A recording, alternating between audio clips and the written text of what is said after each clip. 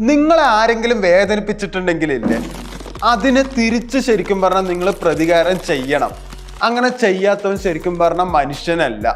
പക്ഷെ വേദനിപ്പിച്ചവന് ഒരിക്കലും തിരിച്ച് അപ്പോൾ തന്നെ നിങ്ങൾ പ്രതികാരം ചെയ്യരുത്. പ്രതികാരം ചെയ്യുമ്പോൾ അത് തണുത്ത ശേഷം പ്രതികാരം ചെയ്യുമ്പോഴാണ് അതിന് സ്വാദ് കൂടാറുള്ളത്. ഇത് ഞാൻ പറഞ്ഞതല്ല, ഗോഡ് ഫാദർ എന്ന ബുക്കിൽ ഡോൺ കോർലിയോണി പറഞ്ഞ കാര്യമാണ്. മാഫിയ പോലെ ചിന്തിക്കുക എന്ന് പറഞ്ഞാൽ സിനിമയിലെ പോലെ ഭീഷണിപ്പെടുത്തലല്ല, cold logic plus emotional control ആണ്.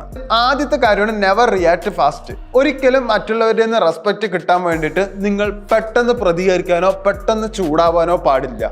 അവർ പറയുന്ന മൊത്തം ക്ഷമയോടെ കേൾക്കുക.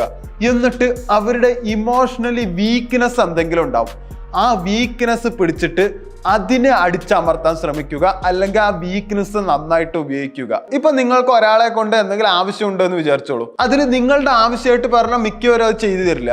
പക്ഷെ അവന്റെ വീക്ക്നെസ്സിനെ സംതൃപ്തിപ്പെടുത്തുന്ന പോലെ നിങ്ങൾ നിങ്ങളുടെ ആവശ്യം പറഞ്ഞു നോക്കൂ. ഇപ്പൊ ഒരാളുടെ വീക്ക്നെസ് പെണ്ണാണ് വിചാരിച്ചോളൂ. നിങ്ങളുടെ ആവശ്യം നടക്കാൻ വേണ്ടിയിട്ട് അയാൾക്ക് വേണിച്ച പെണ്ണിനെ കൂട്ടിക്കൊടുക്കണമെങ്കിൽ നിങ്ങളുടെ ആവശ്യം നടന്നാൽ ഞാൻ നിനക്ക് ഈ പെണ്ണിനെ തരാം എന്ന് നിങ്ങൾ അയാളുടെ അടുത്ത് പറഞ്ഞു നോക്കൂ. അയാൾ എന്തായാലും അത് ചെയ്തിരിക്കും. Next point, control others loyalty. അവര് നിങ്ങളെ സ്നേഹിക്കണമെന്ന് നിങ്ങൾ വാശി പിടിക്കാൻ പാടില്ല. പക്ഷെ അവര് നിങ്ങളെ ചതിക്കാൻ ഭയപ്പെടണം. കാരണം അവര് നിങ്ങളെ ചതിച്ച അതിന്റെ